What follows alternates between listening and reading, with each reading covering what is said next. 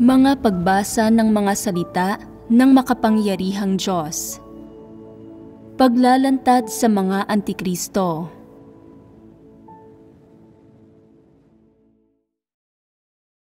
Ika-9 na item.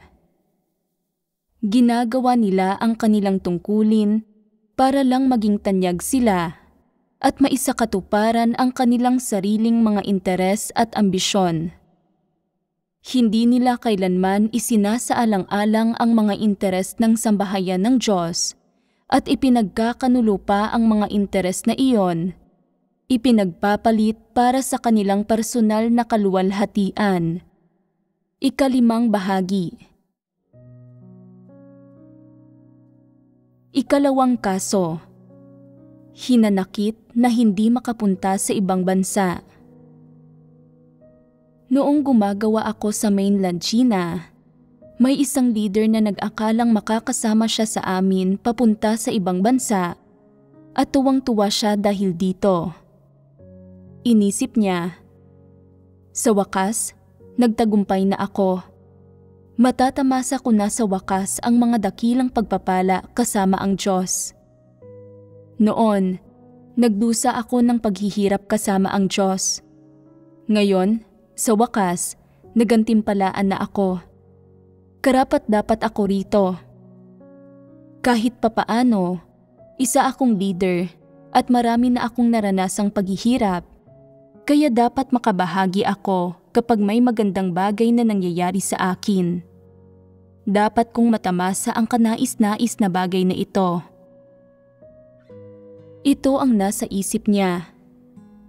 Gayunpaman, pagkatapos ng ilang panahon na makasama ko siya ng malapitan, napansin ko na wala siyang prinsipyo sa mga sinasabi at ginagawa niya.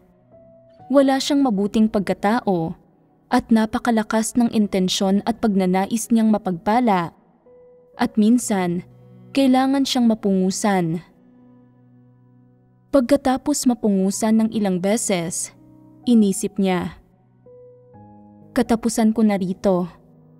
Nakilatis na ako ng itaas at hindi na nila binanggit ang tungkol sa muling pagpunta sa ibang bansa. Mukhang wala na akong pag-asa na makapangibang bansa.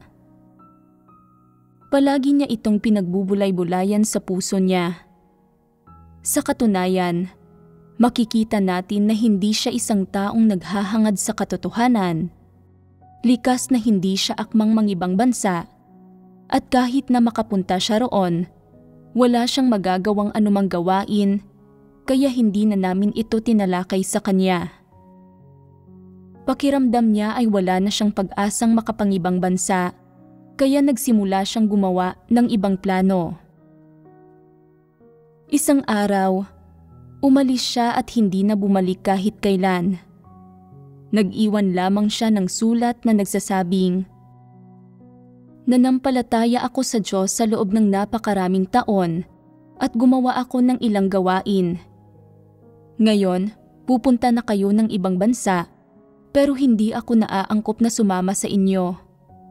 Sa mga darating na araw, maglalaan ako ng oras para bumawi rito.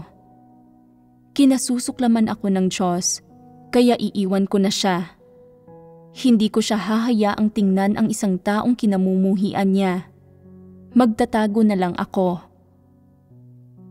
Parang may katuturan ang mga salitang ito at nawala namang malaking problema sa mga ito. Pagkatapos, sinabi niya, ganito na ang mga bagay-bagay simula nang ipinanganak ako. Kahit sino ang kasama ko, ginagamit lang ako. Pwede akong magdusa ng paghihirap kasama ang iba, pero hindi ako pwedeng magtamasa ng mga pagpapala kasama nila. Ano ang ibig niyang sabihin dito? Inakala niya na ginamit lang siya ng Diyos. Iyon mismo ang ibig niyang sabihin. Lalo na nang sabihin niya na kahit sino ang kasama ko, pwede lang akong magdusa ng paghihirap kasama nila. Hindi ako pwedeng magtamasa ng mga pagpapala kasama nila. Ang ibig niyang sabihin ay, nagdusa ako ng labis na paghihirap at nagpasa ng napakalaking panganib kasama ninyo. Pero kapag oras na para magtamasa ng mga pagpapala kasama ninyo, hindi kayo pumapayag. Sa pagsasabi ng mga salitang ito, nagrereklamo siya, at dahil sa isyong ito, umusbong sa loob niya ang hinanakit. Bagamat sinabi ng bibig niya na, "Kinasusuklaman ako ng Diyos, iiwan ko na ang Diyos. Hindi ko siya hahayaang makaramdam ng pagkasuklam." Sa puso niya, ang totoo ay naghihinanakit siya. Pupunta kayo sa ibang bansa para magtamasa ng mga pagpapala at gusto ninyo akong dispatsahin. Ito ba talaga ang tunay na nangyari? Hindi. Kung gayon, ano nga ba ang nangyari? Inakala niya na pinungusan namin siya dahil gusto namin siyang dispatsahin, hindi dahil hindi niya hinangad ang katotohanan o dahil wala siyang prinsipyo sa mga sinasabi at ginagawa niya.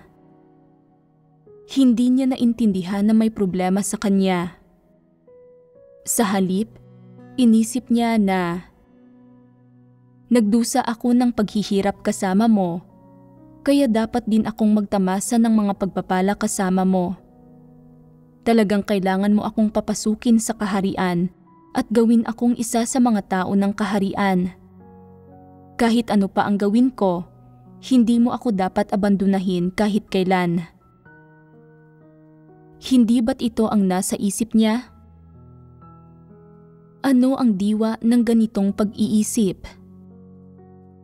Katulad ito ng diwa ni Pablo nang subukan niyang makipagtransaksyon sa Diyos kapalit ng isang korona.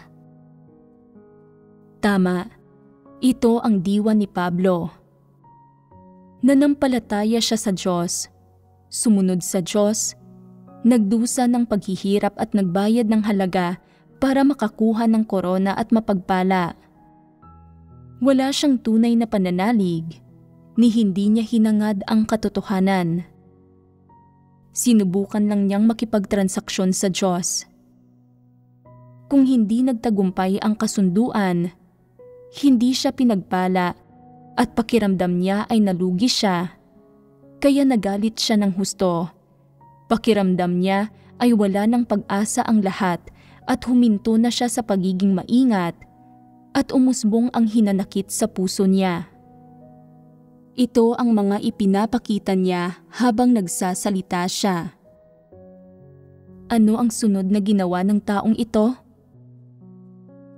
Pagkatapos, nagnegosyo ang taong ito at napalibutan siya ng ilang dalaga. Bagamat wala siyang sinabi na hindi siya nananampalataya sa Diyos, hindi niya ginawa ang tungkulin niya at hindi siya naging tagasunod ng Diyos. Walang sino man ang nag-akalang isusuko niya ang pagkakataon niyang sumunod sa Diyos at magnenegosyo na lang dahil lang sa pinungusan siya ng kaunti. Ang kanyang galit na asal at kung paano niya ipinamalas ang sarili niya dati ay tila dalawang magkaibang tao. Ito ang kalikasan niya na kusang nalalantad. Noon, hindi niya ito ginawa dahil lamang sa hindi pa lumitaw ang tamang sitwasyon. Ito ang isang aspekto. Ang isa pang aspekto ay itinago niya kung sino siya. Nagpanggap siya na hindi siya ganoon at pinigilan niya ang sarili niya na gawin ito. Kung talagang isa kang mabuting tao, anumang sitwasyon ang nakakaharap mo, kailangan mo munang panindigan ang posisyon mo at kilalanin kung sino ka. Bukod pa rito, kaya bang gawin ng mga taong tunay na may kaunting pagkatao ang mga bagay-bagay at maling gawa na walang pagkatao? Tiyak na hindi nila iyon kayang gawin. Batay sa usaping ito, malinaw na kapag hindi kayang tanggapin ng mga tao ang katotohanan, ito ang pinakamapanghimagsik na bagay at nasa pinakamapanganib silang sitwasyon. kung hindi nila kailanman matatanggap ang katotohanan, sila ay mga hindi mananampalataya. Kung masisira ang pagnanais ng ganitong tao na makatanggap ng pagpapala, iiwanan niya ang Diyos. Bakit? Dahil ang hinahangad niya ay makatanggap ng pagpapala at magtamasa ng biyaya. Nananampalataya siya sa Diyos pero hindi naghahangad sa katotohanan. Para sa kanya, ang kaligtasan ay isang palamuti at isang salitang magandang pakinggan. Mga gantimpala, isang korona, at mga kanais-nais na bagay ang hinahangad ng puso niya. Gusto niyang makakuha ng 100 beses nito sa buhay na ito, at gusto niyang makamit ang buhay na walang hanggan sa darating na mundo. Kung hindi niya makukuha ang mga bagay na ito, hindi siya mananampalataya. Lilitaw ang tunay niyang mukha at iiwan niya ang Diyos.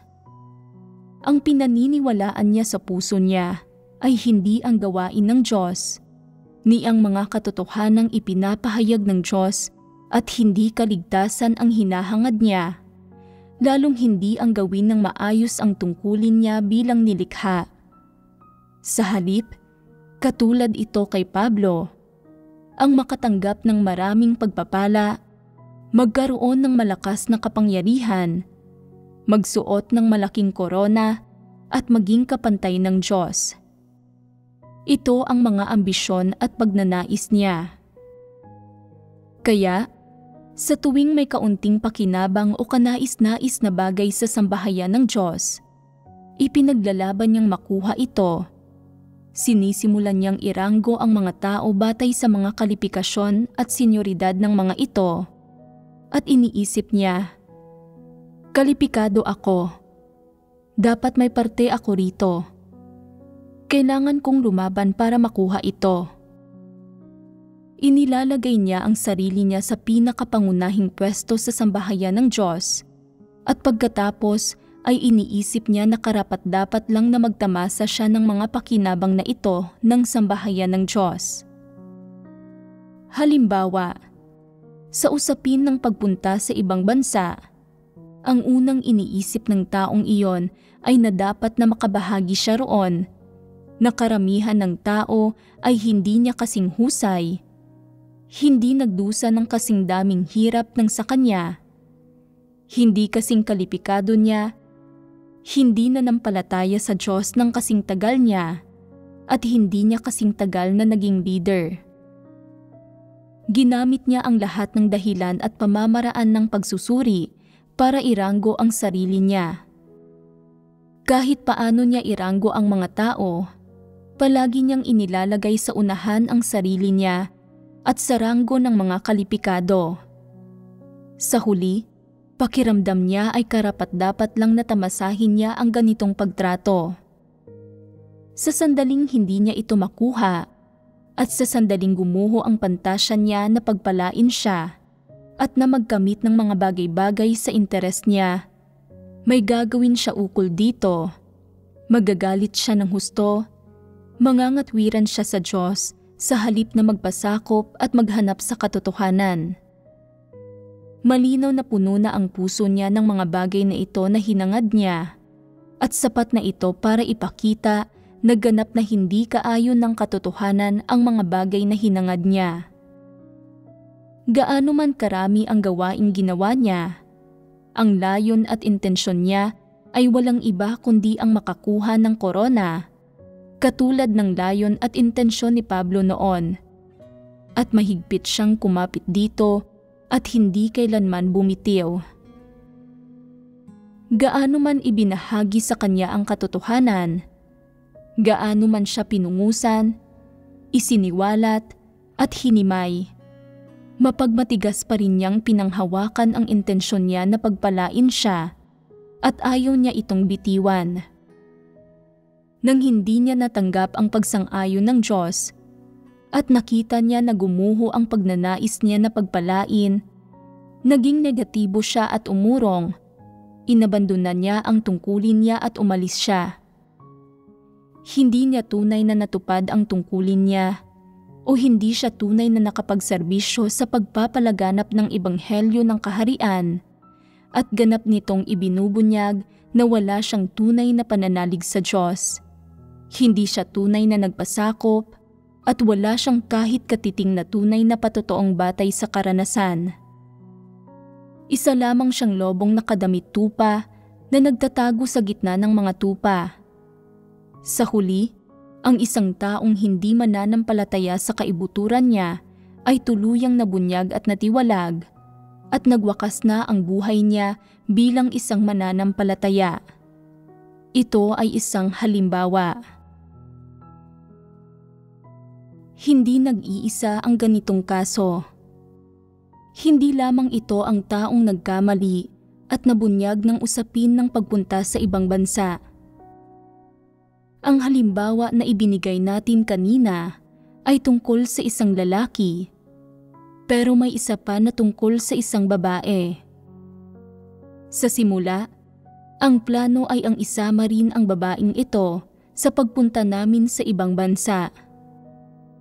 Nang malaman niya ito, tuwang-tuwa siya sa loob-loob niya at nagsimula siyang magplano at maghanda para dito. Pero sa huli, dahil sa iba't ibang kadahilanan, hindi siya nakasama. Noong panahong iyon, hindi siya nasabihan dahil sobrang delikado ang sitwasyon. Sa isang pagpupulong ng mga magkakatrabaho, nalaman niya ang tungkol sa desisyong ito. Suriin ito. Ano kaya ang naging resulta ng malaman ito ng babaeng ito? Kung may pag-iisip ng normal na tao ang isang tao, malamang na hindi magiging napakatindi ng reaksyon niya pagkatapos itong malaman. Iisipin niya na dahil mapanganib ang sitwasyon kaya hindi siya nakasama sa pagpunta sa ibang bansa at magagawa niyang harapin ng tama ang usaping ito. Subalit, kung nalaman ito ng babaeng ito, maaaring nagalit siya ng husto at nagtangkang mga tuwiran sa Diyos. Tama. Medyo naarok ninyo ang karakter ng ganitong klase ng mga tao. Ganito ang mga taong kauri niya. Kahit ano pa ang usapin, hindi sila papayag na malamangan ng iba. Sa halip, gusto nilang makinabang. Sa lahat ng bagay, kailangan nilang mahigitan ang lahat at maging mas magaling kaysa sa iba. Kailangan nilang maging pinakamahusay sa lahat ng bagay. Kailangan nilang makuha ang lahat ng kanais-nais na bagay at hindi katanggap-tanggap para sa kanila na wala silang parte sa isang bagay. Pagkatapos malaman ng babae ang tungkol sa usaping ito, nagalit siya kaagad at nagpagulong-gulong siya sa sahig habang nagwawala. Lumabas ang malademonyo niyang pag-uugali at sinermonan niya ang mga katrabaho niya at ibinuhos niya sa kanila ang galit niya. Saan nanggaling ang galit niya? Lumabas na para bang galit siya sa mga kapatid. Pero kanino ba talaga siya galit? Galit siya sa Diyos. Ito nga ang nangyayari. Kung gayon, ano ang dahilan ng galit niya? Ano ang ugat nito? Dahil ito sa hindi siya nagtamo ng kanais-nais na bagay at hindi natupad ang layon niya. Hindi siya nagtagumpay na makinabang sa pagkakataong ito. Sa halip, ang ibang tao ang nakinabang at hindi siya nasali, kaya siya galit na galit. Hindi na niya kayang magpanggap. Ibinulalas at inilabas niya ang lahat ng kawalang kasiyahan at sama ng loob na nasa puso niya. Noon, kailangan na palaging siya ang unang nakakaalam kung ano ang mga ginagawa ng itaas. Palagi niyang gustong makipag-ugnayan sa itaas at hindi siya nakikisalamuha sa mga kapatid. Palagi niyang tinatrato ang sarili niya bilang isang taong nasa mataas na antas, hindi isang karaniwang miyembro, kaya naisip niya na dapat din siyang makapunta sa ibang bansa sa pagkakataong ito. Kung walang ibang dapat pumunta, siya ang dapat na pumunta. Siya ang pangunahing kandidato at nararapat lang siyang tratuhin sa ganitong paraan. Ito ang tunay na saloobin ng puso niya. Ngayon, nakita niya na hindi niya makukuha ang ganitong pagtrato at na walang saysay lang ang lahat ng paghihirap na tiniis niya sa loob ng maraming taon. Wala siya ng katayuang pinaghirapan niyang pangasiwaan at ng pagtrato na ninais niya. Sa isang iglap, naglaho ang lahat ng bagay na ito. Hindi ka panipaniwala na hindi siya makapanloko na makuha ang isang bagay na labis niyang ninanais. Hindi ka panipaniwala na binitiwan siya, kaya naisip niyang wala siyang mataas na pwesto sa puso ng Diyos at isa lamang siyang karaniwang tao.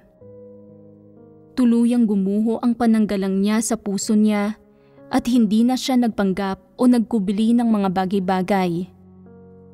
Nagsimula siyang magwala, manigaw ng mga tao, maglabas ng sama ng loob, magalit at maglantad ng likas niyang ugali nang hindi alintana kung ano ang sasabihin o iisipin ng iba.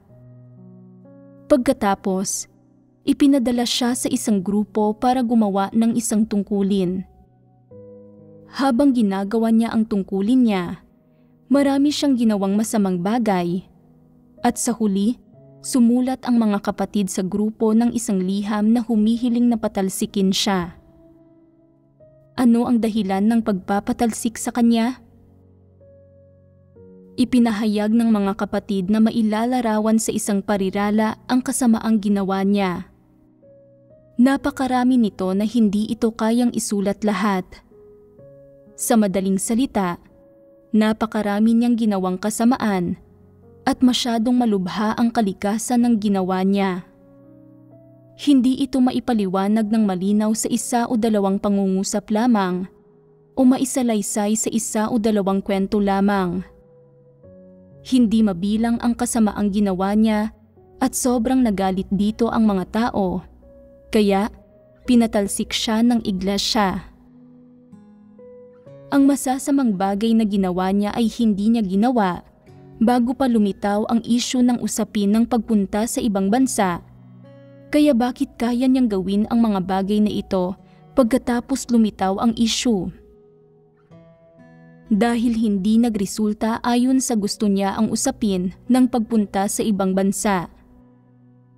Malinaw na ang masasamang bagay na ginawa niya at ang kapangitang ibinunyag niya ay isang uri ng paghihiganti at paglalabas ng sama ng loob na dulot lamang ng hindi niya nakuha ang kanais-nais na bagay na ito. Sabihin mo sa akin, kapag naharap sa ganitong sitwasyon ang isang taong tunay na naghahangad sa katotohanan at may pagkatao, kahit hindi siya nakakaunawa ng maraming katotohanan, may kakayahan ba siyang magpakita ng mga ganitong pagpapamalas? May kakayahan ba siyang magbunyag ng mga ganitong bagay? Hindi gagawa ng mga bagay na ito ang sino mang may kaunting pagkatao, kaunting konsensya, at kaunting pakiramdam ng kahihiyan. Bagkus ay pipigilan nila ang sarili nila.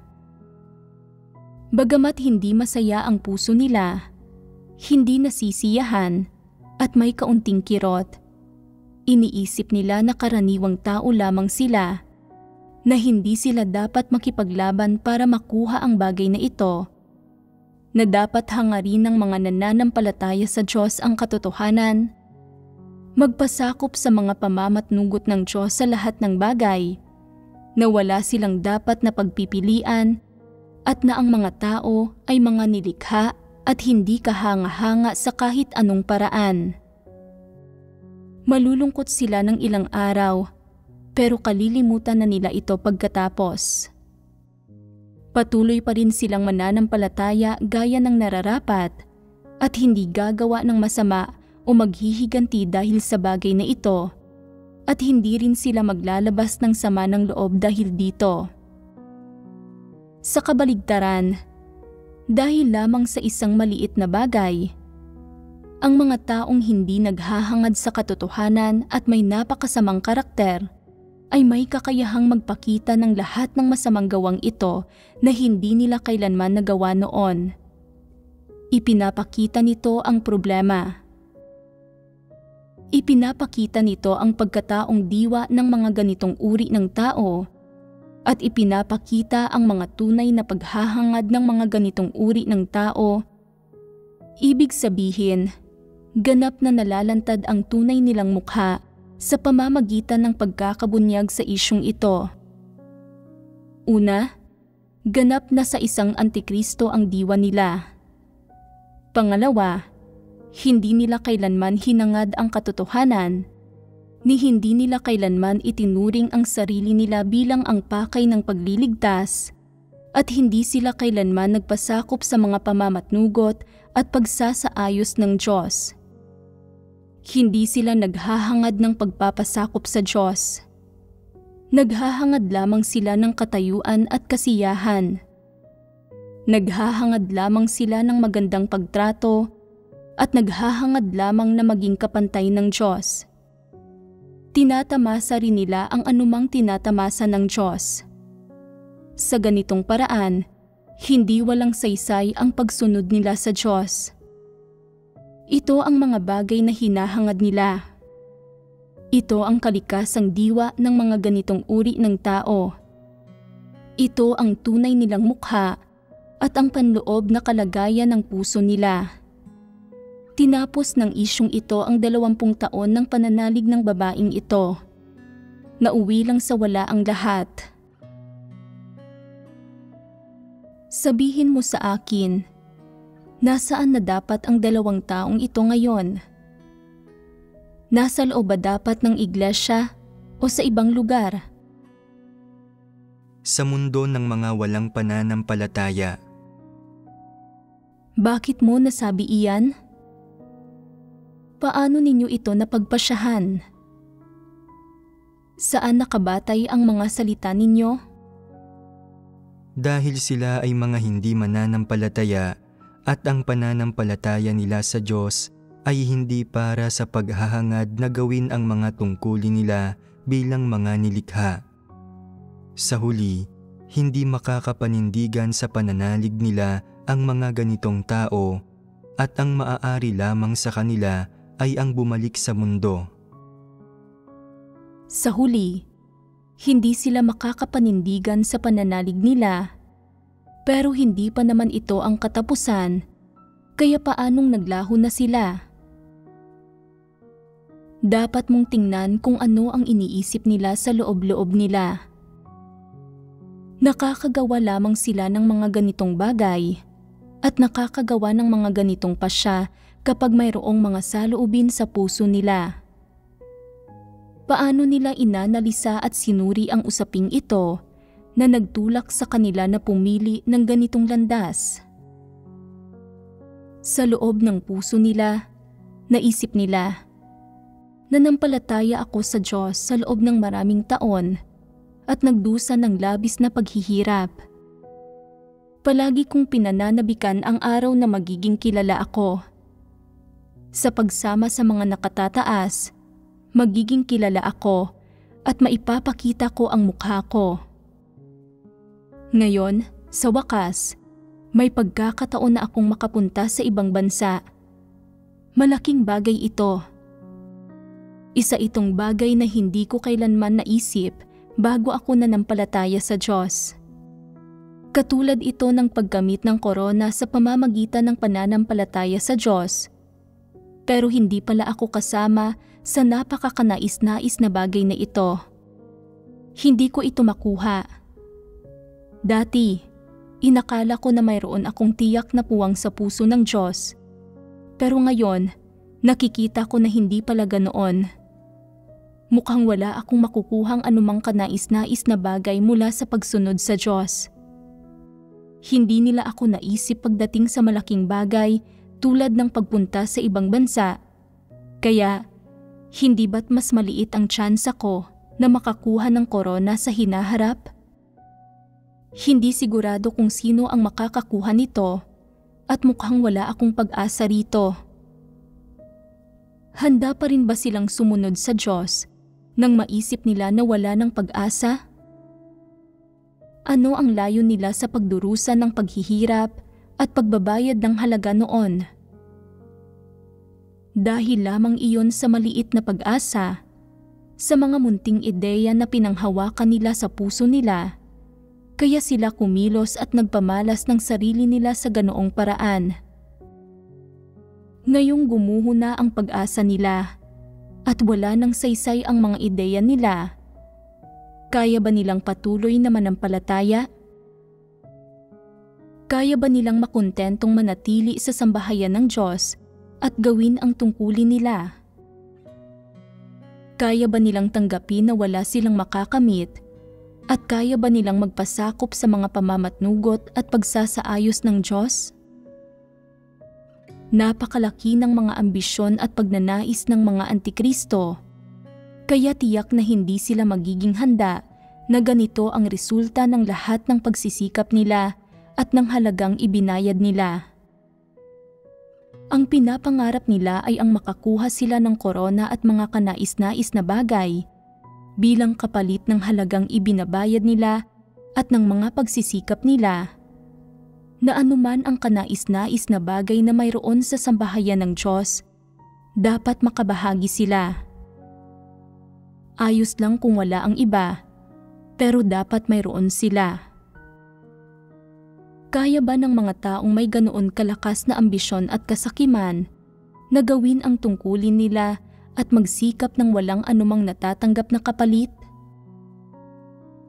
Tiyak na hindi nila kayang isakatuparan ito. Sinasabi ng ilang tao, hayaan silang hangarin ang katotohanan. Kapag napakinggan na nila ang maraming katotohanan, hindi ba't maisasakatuparan nila ito? May ibang tao na nagsasabi, kung kinakastigo at hinahatulan sila ng Diyos, hindi ba't babaguhin sila nito? Ito ba ang nangyayari? Hindi kinakastigo at hinahatulan ng Diyos ang mga tao ng ganito at hindi rin niya inililigtas ang mga tao ng ganito. Ang mga ganitong uri mismo ng tao ang ititiwalag niya. Ano ang pagkakaiba ng sinabi ko kumpara sa sinabi ninyo ngayon lang? Ang sinabi ba ninyo ang tunay na saloobin ng puso nila? Ito ba ang pagpapamalas ng diwa ng mga ganitong uri ng tao? Hindi. Kung gayon, ano ba ang sinabi ninyo? Mga damdamin at mga walang kabuluhang teorya. Ang kalikasan ng sinabi ninyo ay medyo mapag-analisa at mapanuri at sinusuri at tinutukoy sila batay sa teorya.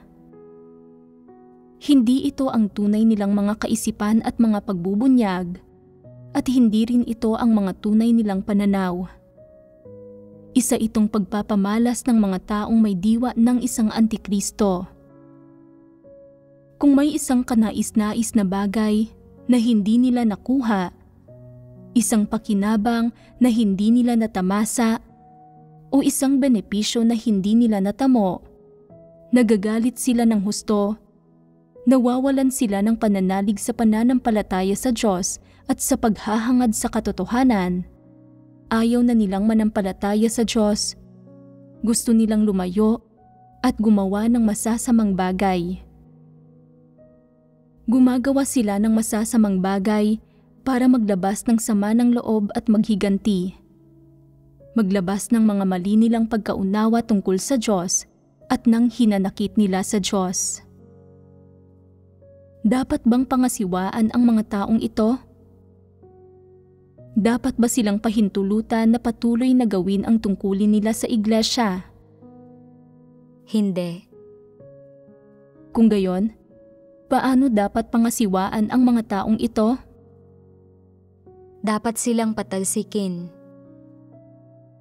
Mayroon bang sino man na huminto sa pananampalataya dahil hindi sila makapunta sa ibang bansa? Anong klasing mga tao ito?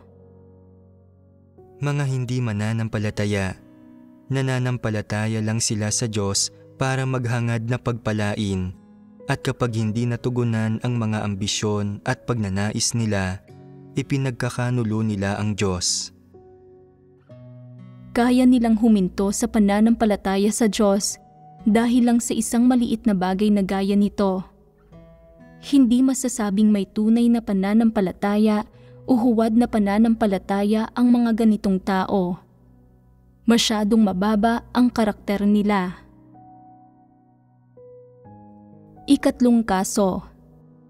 Pakiramdam na imposibleng patuloy na mamuhay pagkatapos na umuwi sa kanayunan. May mga taong ipinanganak sa kanayunan at walang sapat na pera ang pamilya nila para mabuhay. Simple lang ang mga kagamitan nila sa pang-araw-araw na buhay, at bukod sa isang matigas na kama, isang aparador at isang mesa, wala nang iba pang kasangkapan sa bahay nila. Gawa sa ladrilyo o lupa ang sahig nila. Niwala silang sementadong sahig. Napakapayak ng kalagayan nila. Pagkatapos manampalataya sa Diyos, ginagawa nila ang tungkulin nila ng pagpapalaganap ng ebanghelyo at pumupunta sila sa ilang mayamang lugar. May ganitong babae na tumingin-tingin sa paligid at nakita niya na karamihan sa mga kapatid ay may mga sahig na gawa sa kahoy o baldosa. May wallpaper naman ang mga pader. Napakalinis ng mga bahay nila at pwede silang maligo araw-araw. Marami rin silang kasangkapan sa tahanan nila. Mga patungan ng telebisyon at malalaking aparador, pati na mga sofa at aircon. Ang mga kwarto nila ay may mga mamahaling kama at kumpleto sa appliances ang kusina nila. Mga refrigerator, microwave, oven, kalan, range hood at iba pa. Nakakahilo iyong tingnan.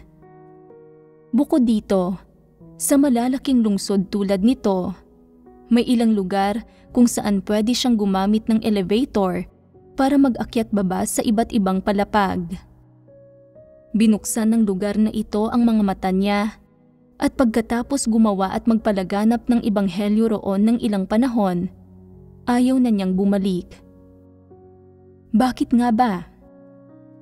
Naisip niya, ang bahay namin na gawa sa lupa ay walang panama sa lugar na ito kahit sa anong aspekto. Nananampalataya kaming lahat sa Diyos, kaya bakit mas higit na maganda ang pamumuhay ng mga taong ito kaysa sa pamilya ko? Parang langit ang buhay ng mga taong ito. Nakatira sa kulungan ng baboy ang pamilya ko.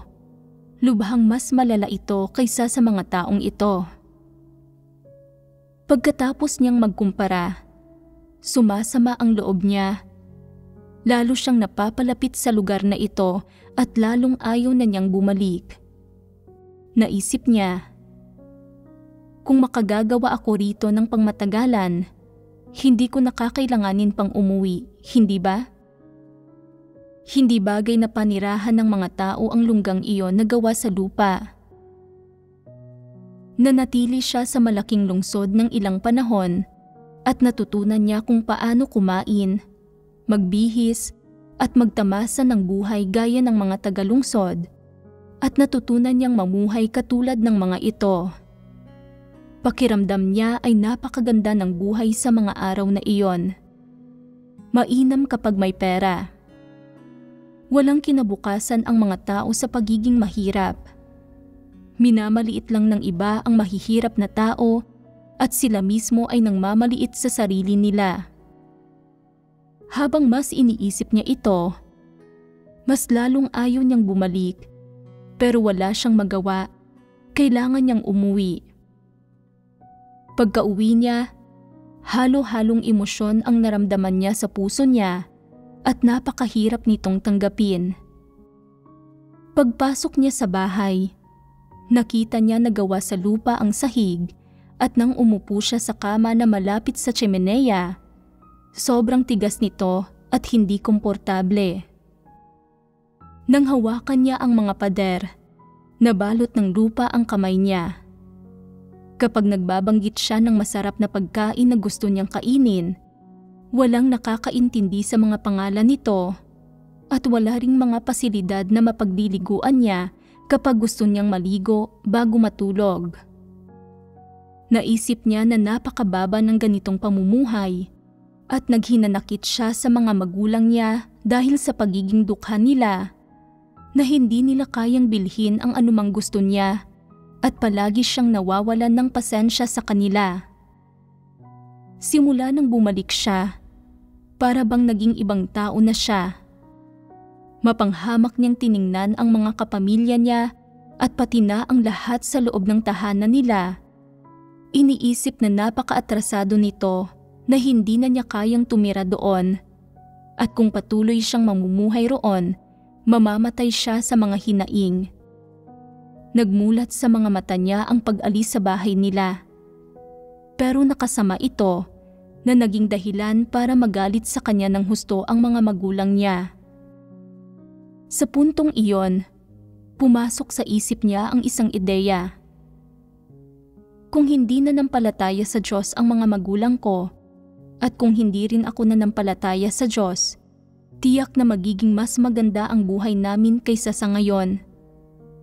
Kahit hindi mamahaling kama ang tinutulugan namin, kahit papaano ay makakakain kami ng mas maayos at makakapaglagay kami ng mga baldosa sa sahig. Inakala niya na bunga ito ng pananampalataya sa Diyos, na ang pananampalataya sa Diyos ay nangangahulugang dapat mahirap ang isang tao, na hindi pwedeng magkaroon ng magandang buhay kung nananampalataya ang isang tao sa Diyos at hindi makakakain ng masasarap na pagkain o makakapagsuot ng magagandang damit. Mula noon, ang kamanghamanghang babaeng bayani na ito na may naisakatuparan sa ilang lalawigan ay hindi na mapilit ang sarili na bumangon at inaantok siya buong araw. Nahihirapan siyang bumangon sa umaga at ang unang ginagawa niya ay maghanda at maglagay ng kolorete at pagkatapos ay magsuot ng mga damit na karaniwang sinusuot ng mga tao sa syudad. Pagkatapos, napapasimangot siya at pinag-iisipan niya kung kailan siya makakaalis sa buhay probinsyang ito at makapamumuhay tulad ng mga tao sa syudad. Nawala na lahat ang mga sermon na dati niyang ipinapangaral at ang determinasyong mayroon siya noon. Nakalimutan na niya ang lahat ng ito. Ni hindi na niya alam kung isa ba siyang mananampalataya. Ganito kabilis ang pagbabago niya. Dahil medyo namulat na siya at nagbago ang kapaligiran at kalidad ng pamumuhay niya, nabunyag siya. Noon, naglakbay ang babaeng ito sa iba't ibang lugar para mangaral at gumawa ng gawain. May matibay siyang determinasyon at kamanghamanghang lakas, pero panlabas lamang ang mga ito. Kahit hindi niya alam kung ano ang hinangad niya sa kaibuturan niya, kung ano ang gusto niya, at kung anong uri siya ng tao. Ang isang karanasan ng pagpunta sa syudad ang nagbago sa kaibuturan ng kalagayan ng buhay niya, at ang isang panahon ng pagdanas ng mayamang pamumuhay ay lubos na nagpabago sa direksyon ng kanyang buhay. Ano nga ba ang dahilan? Sino ang nagpabago sa kanya? Hindi pwedeng ang Diyos, hindi ba? Siyempre, hindi. Kung gayon, ano ang dahilan? Ito ay dahil ibinunyag siya ng kapaligiran, ibinunyag ang kalikasang diwa niya, at ibinunyag ang kanyang mga paghahangad at landas na tinatahak. Anong landas ang tinatahak niya? Hindi ito ang landas ng paghahangad sa katotohanan. Hindi rin ito ang landas ni Pedro, ni ang landas ng mga inililigtas at piniperpekto, ni ang landas ng paghahangad na tuparin ang tungkulin ng isang nilikha. Sa halip, ito ang landas ng isang antikristo. Sa partikular, ang landas ng isang antikristo ay ang landas ng paghahangad ng reputasyon, katayuan, at mga material na kasiyahan. Ito ang diwa ng mga taong tulad nito. Kung hindi ito ang mga bagay na hinahangad niya, at kung isa siyang taong naghahangad sa katotohanan, tiyak na hindi siya ibubunyag ng ganitong maliit na pagbabago sa kapaligiran. Ang pinakaposible, medyo magiging mahina ang puso niya, medyo sasama ang loob niya, at medyo magiging masakit ito para sa kanya, o magkakaroon siya ng ilang hangal na pagpapamalas, pero hindi hanggang sa punto na mabubunyag siya ng ganito katindi. Ano ang diwa ng mga paghahangad ng mga ganitong tao? Naghahangad sila ng mga bagay na pareho ng sa mga walang pananampalataya at ng mga bagay na pareho sa sino mang tao sa mundong ito na naghahangad ng kasikatan, pakinabang at masasamang kalakaran. Gusto nila ang mga mapusturang pananamit ng mga walang pananampalataya, tulad ng kung paano sinusunod ng mga walang pananampalataya ang masasamang kalakaran, at lalo pang gusto nila ang pagkahumaling ng mga walang pananampalataya sa marangyang pamumuhay ng laman. Kaya, sa isang pagbabago sa kapaligiran niya, ganap na nagbago ang pananaw ng babaeng ito sa buhay at ang saloobin niya sa mundong ito at sa buhay.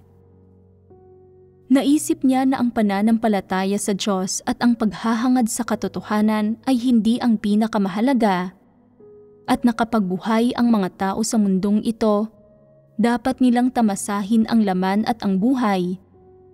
Dapat nilang hangarin ang mga uso at dapat silang maging katulad ng mga kaakit-akit at magagarang tao sa lipunan na nililingon ng mga tao kapag dumadaan sila, na nang uudyok na kainggitan sila ng iba at iduluhin sila ng mga tao. May ilang tao na pagkatapos makatagpo ng mas maraming kapaligiran, makatagpo ng iba't ibang uri ng tao at mamulat dahil hinahangad nila ang katotohanan at dahil nauunawaan nila ang mga layunin ng Diyos, mas nakakakilati sa masasamang kalakaran na ito at sa sangkatauhan. Mas nagagawa ng kamuhian ng puso nila ang landas na tinatahak ng mga makamundong tao, at nakikilatis na nila ito at ganap na naaabandona sa paghahangad nilang tumahak sa landas na itinuturo sa kanila ng Diyos. Para naman sa mga taong naghahangad sa katotohanan at may diwa ng Antikristo, sa sandaling mamulat sila at makatagpo sila ng iba't ibang kapaligiran, hindi lang nababawasan ang mga ambisyon at pagnanais nila, kundi lalo pang lumalago at lumalaki ang mga ito. Kapag lumaki na ang mga ambisyon at pagnanais nila, lalong kinaiinggitan ng mga taong ito iyong mga tao sa mundo na nagtatamasa ng magagandang bagay at may pera at impluwensya, at nakakaramdam sila ng paghamak sa buhay ng mga mananampalataya sa kaibuturan ng puso nila. Iniisip nila na hindi hinahangad ng karamihan sa mga mananampalataya ang mundo, na ang mga ito ay walang pera, walang katayuan, walang impluwensya, at wala pang masyadong karanasan sa mundo, na ang mga ito ay hindi kasing kaakit-akit ng mga walang pananampalataya, hindi nakakaunawa kung paano tamasahin ng husto ang buhay gaya ng mga walang pananampalataya, at hindi masyadong nagpapasikat ang mga mananampalatayang ito gaya ng mga walang pananampalataya. Bilang resulta, lalong lumalalim sa puso nila ang pagsalungat at pagkontra sa pananampalataya sa Diyos. Kaya, para sa maraming tao na may diwa ng Antikristo. Mula nang magsimula silang manampalataya sa Diyos hanggang ngayon, hindi matutukoy kung sila ba ay talagang isang taong may diwa ng Antikristo. Pero balang araw, kapag dumating na ang tamang kapaligiran, ibubunyag sila nito. Noon, nang hindi pa nabunyag ang mga taong ibinunyag, sinusunod din nila ang mga panuntunan at ginagawa ang dapat nilang gawin. Anuman ang ipinapagawa sa kanila ng sambahayan ng Diyos, ginagawa nila ito at nagagawa nilang magtiis ng paghihirap at magbayad ng halaga. Mukha silang mapagpahalaga sa tungkulin, mga taong nasa tamang landas at may wangis at tindig ng mga taong nananampalataya sa Diyos. Gayunpaman, anuman ang ginagawa nila sa panlabas, hindi na natiling matatag ang diwa at landas na tinatahak nila o hindi nakayanan ng mga ito ang pagsubok ng iba't ibang kapaligiran. Gaano man karaming taon na nananampalataya sa Diyos ang isang tao at gaano man kalakas ang pundasyon ng pananampalataya niya, kung mayroon siyang diwa ng isang Antikristo at kung nasa landas siya ng isang Antikristo, tiyak na hahangarin niya ang mga materyal na kasiyahan, marangyang pamumuhay, masaganang materyal na pagtrato, at higit pa rito, hahangarin niya ang bawat uri ng kanais-nais na bagay, habang kasabay nito ay kaiinggitan niya ang saloobin at pamamaraan ng mga makamundong tao sa pamumuhay. Sigurado ito. Kaya, bagamat nakikinig ang lahat ngayon sa mga sermon, kumakain at umiinom ng mga salita ng Diyos, at ginagawa nila ang mga tungkulin nila, ang mga taong gumagawa nito pero hindi naghahangad sa katotohanan, ay tiyak na maghahangad ng mga materyal na bagay. Magiging prioridad ang mga bagay na ito sa puso nila, at sa sandaling dumating ang tamang kapaligiran o sitwasyon, lalago at magiging aktibo ang mga pagnanais nila. Sa sandaling umabot ito sa puntong ito, saka sila mabubunyag. Kung hindi hahangarin ng mga tao ang katotohanan, darating sa kanila ang araw na ito sa malaot madali. Para sa mga taong naghahangad sa katotohanan, nakakaunawa sa katotohanan, at sa mga taong ang katotohanan ang pundasyon nila, kapag sumapit na ang mga tukso at kapaligirang ito, nagagawa nilang harapin ang mga ito ng tama, tanggihan ang mga ito, at manindigan sa patotoo nila sa Diyos. Kapag dumating ang mga tuksong ito, nagagawa rin nilang kilatisin kung ano ang positibo at kung ano ang negatibo, at alamin kung isa ba itong bagay na gusto nila. Katulad ito ng kung paanong may ilang babae na hindi interesado sa mga lalaking nanliligaw sa kanila kahit gaano pa karami ang pera ng mga lalaki. Bakit hindi sila interesado? Dahil hindi maganda ang karakter ng mga lalaking iyon. May mga babae naman na hindi naghahanap ng kapareha dahil walang mayayamang lalaki na nanliligaw sa kanila. Kung may lalaking may pera na manliligaw sa kanila at bibilhan sila ng damit na may tatak na nagkakahalaga ng 20,000 yuan, maaakit sila. At kung bibilhan sila ng lalaking iyon ng mink coat na nagkakahalaga ng 100,000 yuan o ng isang malaking diamante, maganda at malaking bahay at kotse, agad silang magiging handang pakasalan ang lalaking ito. Kaya, noong sabihin ng mga babaeng ito na hindi sila mag-aasawa, totoo ba ito o hindi? Kasinungalingan ito.